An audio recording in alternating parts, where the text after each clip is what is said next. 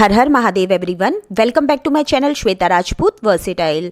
भक्तों, आज के इस वीडियो में मैं आपको माघ मास महात्म्य की कथा सुनाने जा रही हूँ। कृपया करके ध्यानपूर्वक सुनिएगा। कथा स्टार्ट करने से पहले मैं आपसे इंसिस्ट करना चाहूँगी कि अगर मेरा वीडियो पसंद आए तो मेरे चैनल को सब्सक्राइब कर ले और बेल आइकन प्रेस करना बिल्कुल ना भूले, जिससे मेरे आगे आने वाले लेटेस्ट वीडियो की नोटिफिकेशन आपको तत्काल मिल सके। मेरे वीडियो को लाइक एंड कॉमेंट्स भी करें। मेरे वीडियो को अपने फेसबुक, व्हाट्सएप, इंस्टाग्राम पर शेयर करना बिल्कुल ना भूले। तो मैं अपना वीडियो यहीं शुरू करती हूँ। आइए भक्तों, अब हम माघ मास महात्म्य के अध्याय नंबर 21 की कथा सुनते हैं। लोमश जी कहने लगे कि पूर्व काल में अवंती देश में वीर सैन नाम का राजा था। उसने नर्मदा के किनारे राजसूय यज्ञ किया और अश्वमेघ यज्ञ भी किए, जिनके खंबे सोने के बनाए गए। ब्राह्मणों को अन्न का बहुत सा दान किया और बहुत सी गाय, सुंदर वस्त्र और सोने के आभूषण दान में दिए। वो देवताओं का भक्त और दान करने वाला था। भद्रक नाम का एक ब्राह्मण, जो अत्यंत मूर्ख, कुलहीन, कृषि कार्य करने वाला, दुराचारी तथा अधर्मी था, वो भाई बंधुओं का त्यागा हुआ इधर उधर घूमता हुआ देव यात्रियों के साथ प्रयाग में आया और माघ में उनके साथ 3 दिन तक स्नान किया। वो 3 दिन में ही निष्पाप हो गया। फिर वो अपने घर चला गया। वो ब्राह्मण और राजा दोनों एक ही दिन मृत्यु को प्राप्त हुए। मैंने इन दोनों को बराबर इंद्रलोक में देखा। तेज, रूप, बल, स्त्री, वस्त्र और आभूषणों में दोनों समान थे। ऐसा देखकर उसके महात्म्य को क्या कहा जाए। राजसूय यज्ञ करने वाला स्वर्ग का सुख भोग कर फिर भी जन्म लेता है, परंतु संगम में स्नान करने वाला जन्म मरण से रहित हो जाता है। गंगा और यमुना के संगम की हवा के स्पर्श से ही बहुत से दुख नष्ट हो जाते हैं। अधिक क्या कहें। और किसी भी तीर्थ में किए गए पाप माघ मास में प्रयाग में स्नान करने से नष्ट हो जाते हैं। मैं पिशाच मोचन नाम का एक पुराना इतिहास सुनाता हूँ। इस इतिहास को ये कन्याएं और तुम्हारा पुत्र भी सुने, उससे इनको स्मृति प्राप्त होगी। पुराने समय में देवदूति नाम का बड़ा गंभीर और वेदों का पारंगत एक वैष्णव ब्राह्मण था। उसने पिशाच को निर्मुक्त किया था। वेद निधि कहने लगे कि वो कहाँ का रहने वाला, किसका पुत्र, किस पिशाच को उसने निर्मुक्त किया। आप विस्तार पूर्वक ये सब कथा सुनिए। लोमश ऋषि ने कहा, कल्पज्ञ से निकली हुई सुंदर सरस्वती के किनारे पर उसका स्थान था। जंगल के बीच में पुण्य जल वाली सरस्वती बहती थी। वन में अनेक प्रकार के पशु भी विचरते थे। उस ब्राह्मण के श्राप के भय से पवन भी बहुत सुंदर चलती थी और वन चैत्र रथ के समान था। उस जगह धर्मात्मा देवदूति रहता था। उसके पिता का नाम सुमित्र था और वो लक्ष्मी के वरदान से उत्पन्न हुआ था। वो सदैव आत्मा को स्थिर रखता, गर्मी में अपने नेत्र सूर्य की तरफ रखता, वर्षा में खुली जगह पर तपस्या करता, हेमंत ऋतु में सारस्वत सरोवर में बैठता और त्रिकाल संध्या करता। जितेंद्रिय और सत्यवादी भी था। अपने आप गिरे हुए फल और पत्तियों का भोजन करता था। उसका शरीर सूखकर हड्डियां मात्र रह गई थी। इस प्रकार उसको तप करते हुए वहां पर 1000 वर्ष बीत गए। तप के प्रभाव से उसका शरीर अग्नि के समान प्रज्वलित था। विष्णु की प्रसन्नता से ही वो सब कर्म करता। दधीची ऋषि के वरदान से ही वो श्रेष्ठ वैष्णव हुआ था। एक समय उस ब्राह्मण ने वैशाख महीने की एकादशी को हरि की पूजा कर उनकी सुंदर स्तुति तथा विनती करी। उसकी विनती सुनकर भगवान उसी समय गरुड़ पर चढ़कर उसके पास आए। चतुर्भुज, विशाल नेत्र, मेघ जैसा स्वरूप, भगवान को स्पष्ट देखकर प्रसन्नता के मारे उसकी आंखों में आंसू भर आए और कृत्य होकर उसने भगवान को प्रणाम किया। उसने अपने शरीर को भी याद न रखा और भगवान के ध्यान में लीन हो गया। तब भगवान ने कहा कि हे देवदूति, मैं जानता हूँ कि तुम मेरे परम भक्त हो।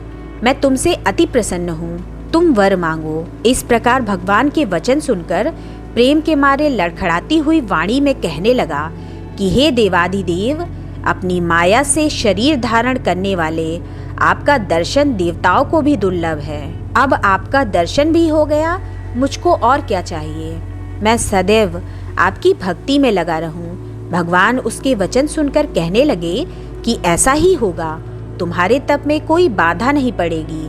जो मनुष्य तुम्हारे कहे गए स्तोत्र को पढ़ेगा उसकी मुझ में अचल भक्ति होगी, उसके धर्म कार्य सांगोपांग होंगे और उसकी ज्ञान में परम निष्ठा होगी। आइए भक्तों, अब हम माघ मास महात्म्य के अध्याय नंबर 22 की कथा सुनते हैं। इतना कहकर भगवान अंतर ध्यान हो गए। तब देवनिधि कहने लगे, हे महर्षि, जैसे गंगा जी में स्नान करने से मनुष्य पवित्र हो जाता है, वैसे ही भगवान की इस कथा को सुनकर मैं पवित्र हो गया। कृपा करके उस स्तोत्र को कहिए जिससे उस ब्राह्मण ने भगवान को प्रसन्न किया। लोमश जी कहते हैं कि उस स्तोत्र को पहले गरुड़ जी ने पढ़ा, उनसे मैंने सुना। हे विप्र, ये स्तोत्र आध्यात्म विद्या का सार, पापों का नाश करने वाला है। वासुदेव, सर्वव्यापी, चक्रधारी, सज्जनों के प्रिय, जगत के स्वामी श्री कृष्ण को नमस्कार है। जब स्तुति करने वाला विचार करे कि सभी जगत विष्णुमय है तो किसकी स्तुति की जाए।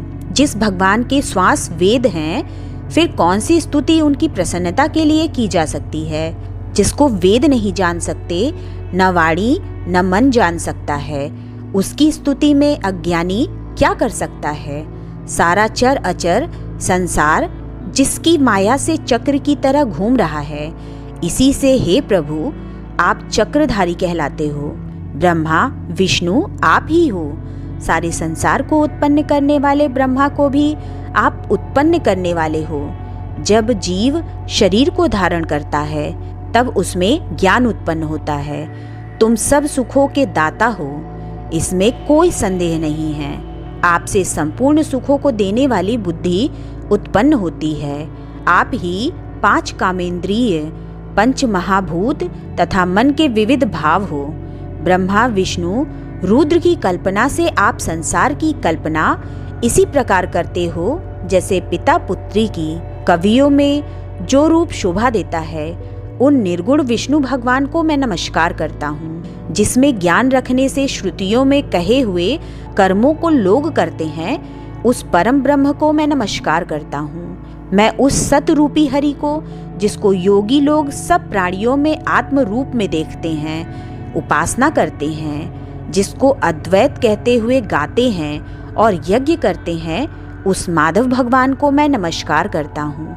मनुष्यों को माया तथा मोह में पैदा हुए विचित्र आभास, अहंकार तथा ममता को जानकर खो देते हैं, उन भगवान को मैं नमस्कार करता हूँ। संसार में मनुष्यों के मोह रूपी वायु से सदा भभकने वाली ज्वाला आपके चरण कमल की छाया पहुँचने से नहीं जलाती।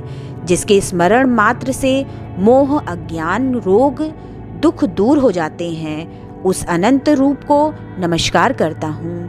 जिसमें मिल जाने पर और किसी दूसरे की इच्छा नहीं रहती, जिसको जानकर अद्वैतवादी आत्मा को देखते हैं। यदि विष्णु शब्द का अर्थ और उसके विषय का ज्ञान एक ही होता तो इस सत्य से हे माधव इस संसार की माया में फंसकर तेरे ही ध्यान में रत रहता। यदि वेदांत दर्शन में भगवान सारे संसार में व्याप्त हैं तो इसी सत्य से भगवान में भरी निर्विघ्न भक्ति हो। जो बीज नहीं है तो भी बिना बीज के स्वयं विद्यमान हैं, सो वो विष्णु भगवान रूपी रंग से हमारे बीज के टुकड़े टुकड़े को जो सृष्टि, स्थिति तथा लय के लिए ब्रह्मा विष्णु महेश 3 रूप धारण करते हैं और कार्य में सत, रज और तम इन तीनों गुणों में विद्यमान हैं, वो भगवान मुझ पर प्रसन्न हो। जो प्राणियों के हृदय रूपी मंदिर में निर्मल देव वास करते हैं, वो भगवान मुझ पर प्रसन्न हो। जो अविद्या पूर्ण संसार का त्याग करता है, जगन्मय आप हो। आपका बनाया हुआ विश्व आनंद करता है। आपके त्याग करने पर अपवित्र हो जाता है, उसका साथ करने पर भी तुम बिना साथ के बने रहते हो। विकार रहित जिनके चारवाक पंचभूत योग से पैदा हुआ चैतन्य मानते हुए उपासना करते हैं। जैन लोग आपको शरीर का परिणाम मानते हैं और सांख्यवादी तुम्ही को प्रकृति से परे पुरुष मानकर ध्यान करते हैं। जन्म इत्यादि से रहित चैतन्य रूप सदा आनंद स्वरूप उपनिषद जिसकी महिमा गाते हैं। आकाशादि 5 महाभूत, देह, मन, बुद्धि, इंद्रियां सब कुछ तुम ही हो। तुमसे अलग और कुछ नहीं। तुम ही सब प्राणियों को उत्पन्न करने वाले हो और मुझको शरण देने वाले हो। तुम अग्नि, रवि, इंद्र, होम, मंत्र, क्रिया तथा फल सब तुम ही हो। कर्म के फल देने वाले वैकुंठ में तुम्हारे सिवाय कोई नहीं है। मैं तुम्हारी शरण में हूँ। सब प्राणियों के हेतु तथा उनको शरण देने वाले तुम ही हो। जैसे युवा पुरुष की युवती में और युवती की युवा में प्रीति होती है, वैसे मेरी प्रीति तुम में हो। जो पाप भी आपको प्रणाम करता है उसको यमदूत ऐसे नहीं देखते जैसे उल्लू सूर्य को। प्रत्येक पाप मनुष्य को उस समय तक ही सुख देते हैं जब तक वो आपके चरण कमलों का सहारा नहीं लेता।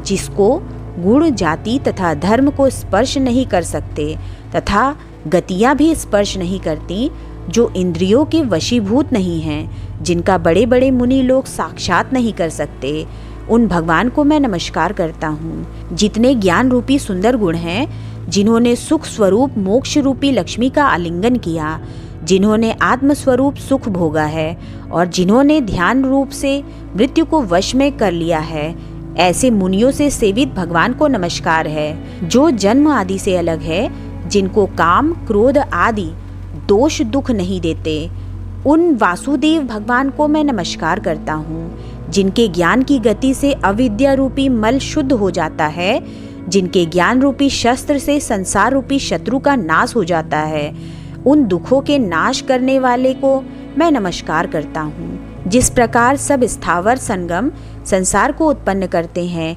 इसी सत्य से भगवान मुझको दर्शन दे। इस प्रकार उसकी सच्ची भक्ति देखकर भगवान ने प्रसन्न होकर उस ब्राह्मण को दर्शन दिए और ब्राह्मण की स्तुति से प्रसन्न होकर तथा उसको वरदान देकर भगवान अंतर्ध्यान हो गए और वो ब्राह्मण कृतकृत्य होकर भगवान में लीन हो गया और शिष्यों के साथ स्तोत्र पढ़ता हुआ तपोवन में रहने लगा। जो कोई स्तोत्र को पढ़ता अथवा सुनता है, उसकी बुद्धि पाप में नहीं लगती और ना ही बुरा फल देखता है। इसके कीर्तन से मनुष्यों की बुद्धि, मन तथा इंद्रियां स्वस्थ होती हैं। जो भक्ति पूर्वक इसके अर्थ को विचार कर इसका जप करता है, वो वैष्णव पद को प्राप्त होता है। इसके सदैव पढ़ने से मनोवांछित कार्य सिद्ध हो जाते हैं। मनुष्य सुपुत्र पाता है तथा धन, पराक्रम और चिरायु प्राप्त करता है। इसके पाठ से बुद्धि, धन, यश, कीर्ति, ज्ञान तथा धर्म बढ़ते हैं। दुष्ट ग्रहों की शांति होती है। ये व्याधियों व अनिष्टों को दूर करता है, दुर्गति से तारता है। इसके पढ़ने से सिंह, व्याघ्र, चोर, भूत, देव, पिशाच और राक्षस का भय नहीं रहता। जो भगवान का पूजन करके इस स्तोत्र को पढ़ता है, वो पापों से ऐसे ही अलग रहता है जैसे जल पंख से कमल। जो इस स्तोत्र को एक काल, 2 काल या 3 काल पढ़ता है, वो अक्षय फल प्राप्त करता है। जो मनुष्य प्रातःकाल इस स्तोत्र का पाठ करता है, वो इस लोक और परलोक में अक्षय सुख पाता है। वेदधुति का बनाया हुआ ये स्तोत्र भगवान को अत्यंत प्रिय है और भगवान के दर्शन कराने वाला है। योग सागर नाम का ये स्तोत्र परम पवित्र है। जो कोई भक्ति पूर्वक इसको पढ़ता है, वो विष्णु लोक को जाता है। अब पिशाच मोक्ष की कथा कहते हैं। आइए भक्तों, अब हम माघ मास महात्म्य के अध्याय नंबर 23 की कथा सुनते हैं। लोमश ऋषि कहने लगे कि जिस पिशाच को देवदूती ने मुक्त किया, वो पहले द्रविड़ नगर में चित्र नाम वाला राजा था। वो बड़ा शूरवीर, सत्यपरायण तथा पुरोहित को आगे करके यज्ञ आदि करता था। दक्षिण दिशा में उसका राज्य था और उसके कोष धन से भरे हुए थे। उसके पास बहुत से हाथी, घोड़े और रथ थे और वो अत्यंत शोभा को प्राप्त होता था। बहुत सी स्त्रियों के साथ क्रीड़ा करता था और अनेक यज्ञ उसने किए थे। वो नित्य अतिथियों की पूजा करता था और शस्त्र विद्या में निपुण था। ब्रह्मा, विष्णु, महेश तथा सूर्य की पूजा सदैव किया करता था। वो जंगल में भी स्त्रियों से घिरा हुआ क्रीड़ा किया करता था। एक बार वो पाखंडियों के मंदिर में गया और वेदहीन, भस्म लगाए महात्मा बने हुए पाखंडियों से उस राजा की बातचीत हुई। पाखंडियों ने कहा कि हे राजन, शैव धर्म की महिमा सुनो। इस धर्म के प्रभाव से मनुष्य पाप को काटकर मुक्त हो जाता है। सब वर्णों में शैव मत ही मुक्ति देने वाला है। शिव की आज्ञा के बिना दान, यज्ञ और तपो से कुछ नहीं बनता। शिव का सेवक होकर भस्म धारण करने, जटा रखने से ही मनुष्य मुक्त हो सकता है। जटा धारण करने तथा भस्म लेपन से ही मनुष्य शिव के समान हो जाता है। इसके बराबर कोई पुण्य नहीं है। जटा भस्म धारण किए हुए सभी योगी शिव के सदृश होते हैं। अंध, जड़, नपुंसक तथा मूर्ख सब जटा से ही पहचाने जाते हैं। शूद्र वर्ण के शैव भी पूजनीय हैं। विश्वामित्र क्षत्रिय होकर तप से ब्राह्मण हो गए। वाल्मीकि चोर होकर उत्तम ब्राह्मण हो गए। अतएव शिव पूजन में किसी बात का विचार नहीं है। तप से ही ब्रह्मत्व प्राप्त होता है, जन्म से नहीं। इस कारण शैव का दर्शन उत्तम है तथा शिव के सिवाय दूसरे देवता का पूजन न करें। शिव तपस्वी को विष्णु का त्याग करना चाहिए। विष्णु की मूर्ति का पूजन नहीं करना चाहिए। विष्णु के दर्शन से शिव का द्रोह उत्पन्न होता है और शिव के द्रोह से रौरवादी नरक मिलते हैं। इसी से भव सागर से पर होने के लिए विष्णु का नाम भी नहीं लेना चाहिए।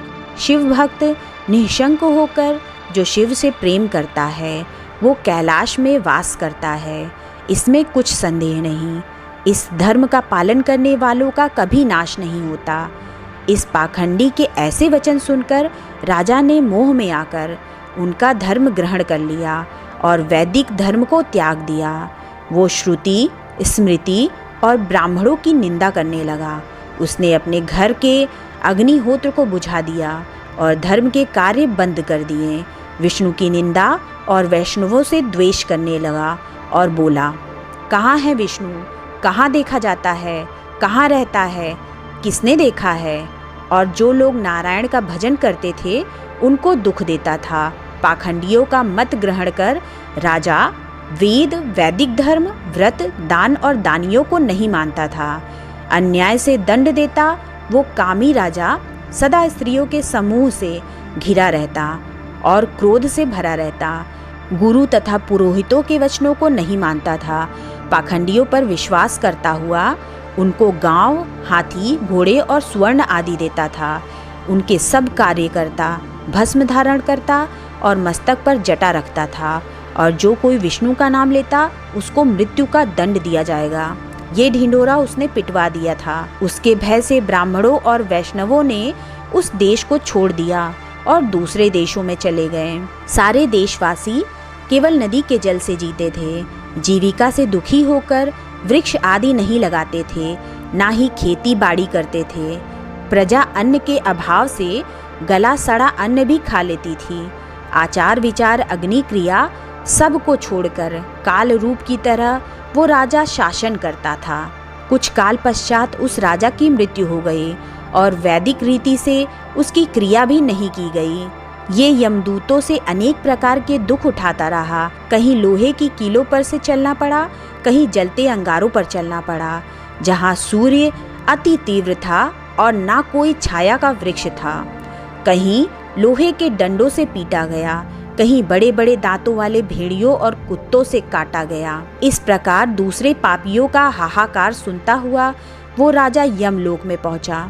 आइए भक्तों, अब हम माघ मास महात्म्य के अध्याय नंबर 24 की कथा सुनते हैं।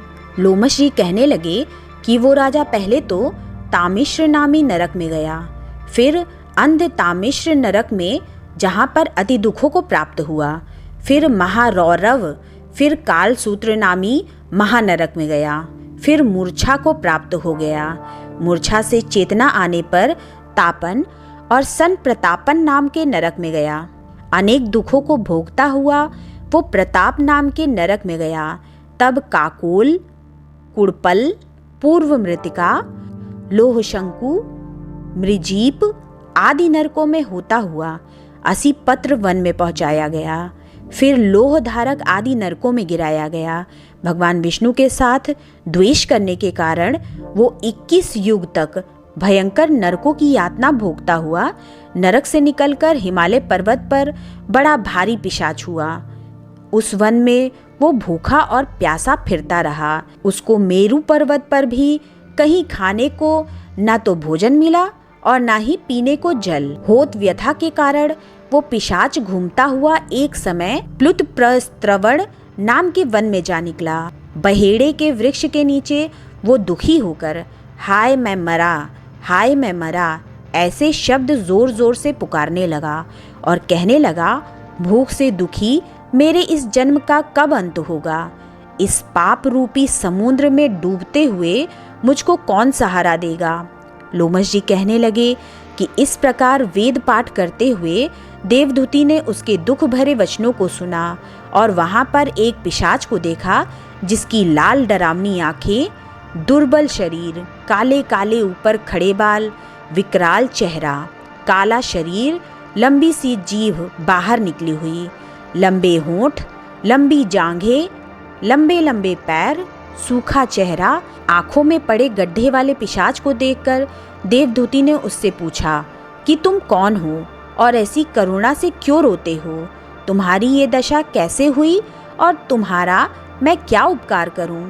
मेरे आश्रम पर आ जाने से कोई प्राणी दुखी नहीं रहता और वैष्णव लोग आनंद ही करते हैं। सो हे भद्र, तुम अपने इस दुख का कारण जल्दी कहो, क्योंकि विद्वान मनोरथ पाने के लिए विलंब नहीं किया करते। ऐसे वचन सुनकर प्रेत रोना बंद करके विनीत भाव से कहने लगा कि हे द्विज, किसी बड़े पुण्य में मुझको आपके दर्शन हुए हैं।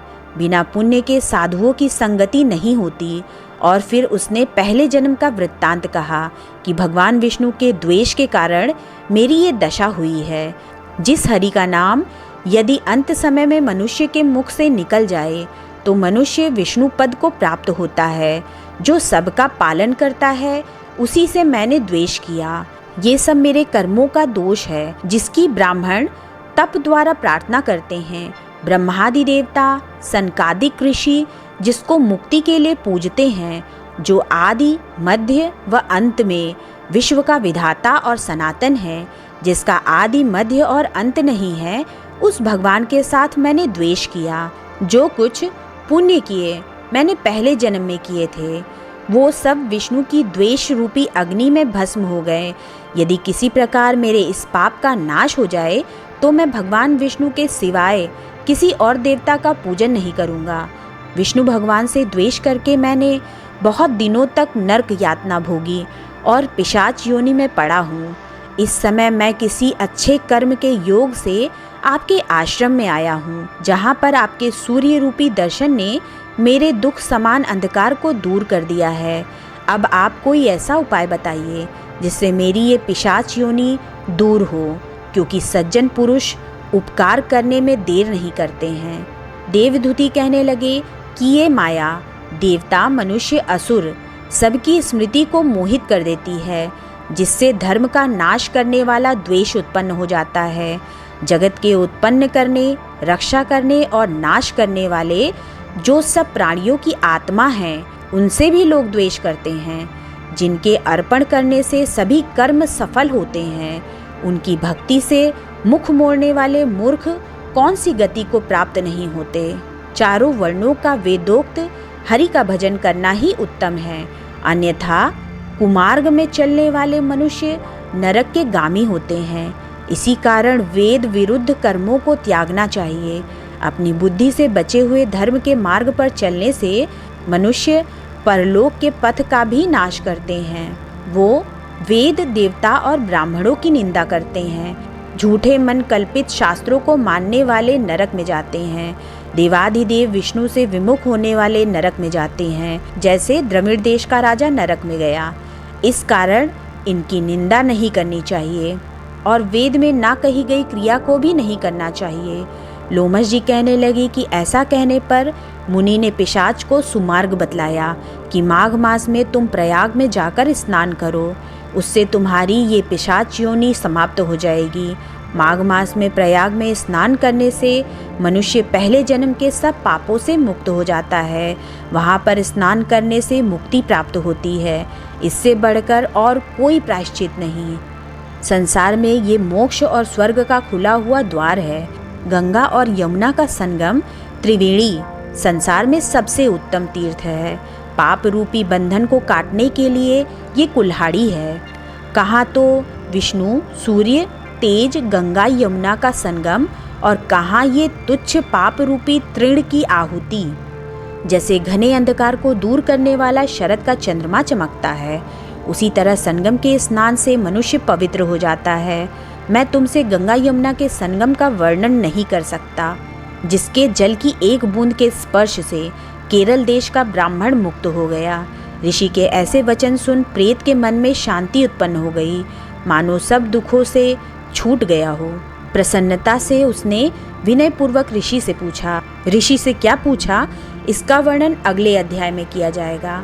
तो आइए भक्तों, अब हम सुनते हैं माघ मास महात्म्य के अध्याय नंबर 25 की कथा। पिशाच कहने लगा कि हे मुनि, केरल देश का ब्राह्मण किस प्रकार मुक्त हुआ, ये कथा कृपा करके विस्तार पूर्वक कहिए।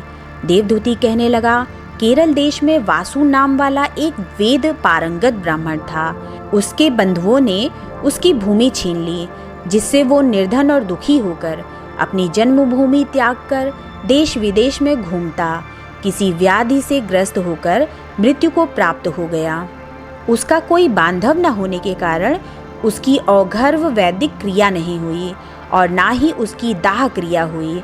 इस प्रकार क्रिया के लोप होने से निर्जन वन में प्रेत होकर चिरकाल तक फिरता रहा।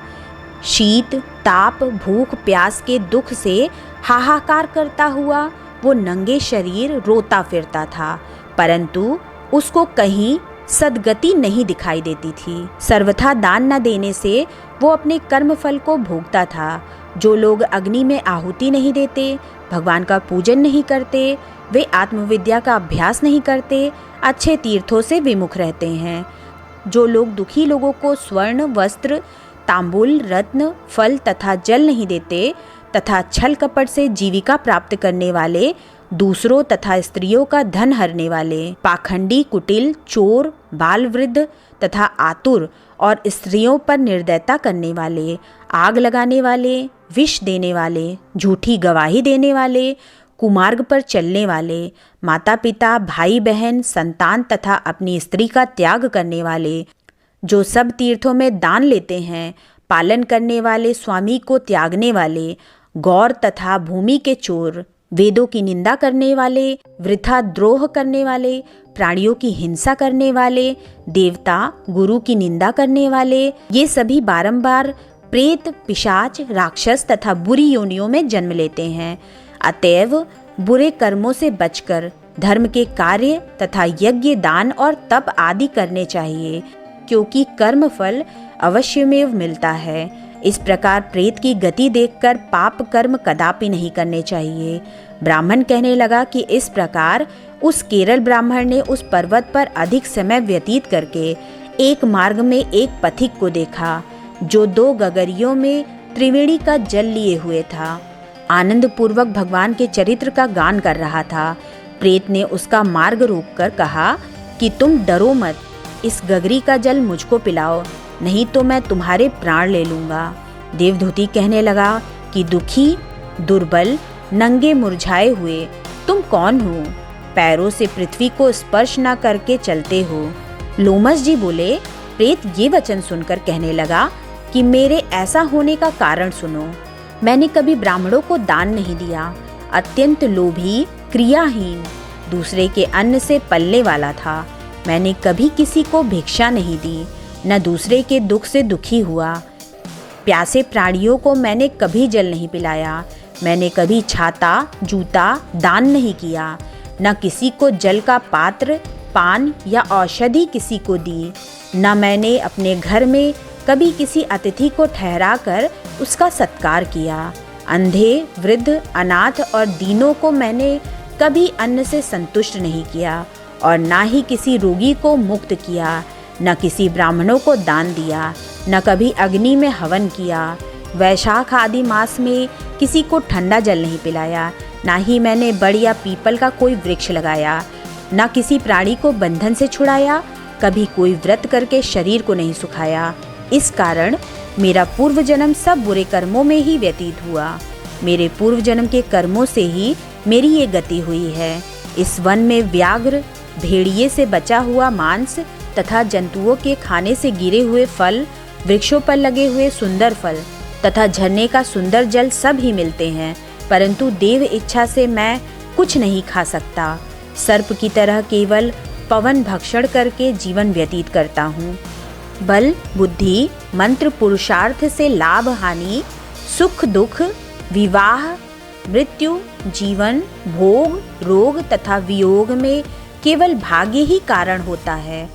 कुरूप, मूर्ख, कुकर्मी, निंदित तथा पराक्रम से हीन मनुष्य भी भाग्य से ही राज्य भोगते हैं।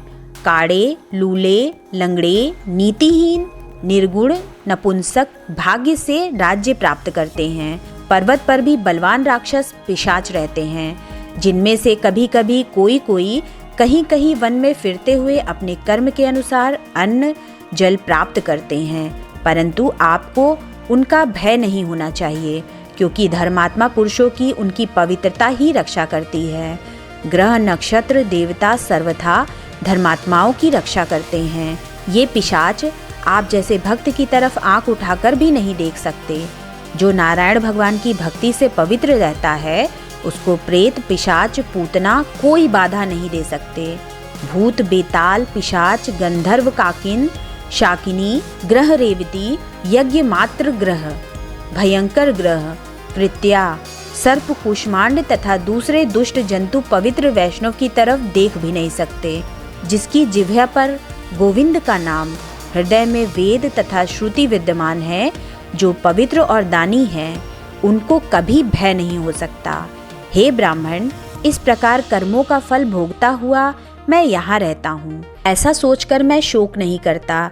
एक बार मैं जमवालिनी नदी के किनारे पर गया था। वहाँ पर घूमते हुए मैंने सारस के वचनों को सुना था। मिलते हैं नेक्स्ट वीडियो में। हर हर महादेव।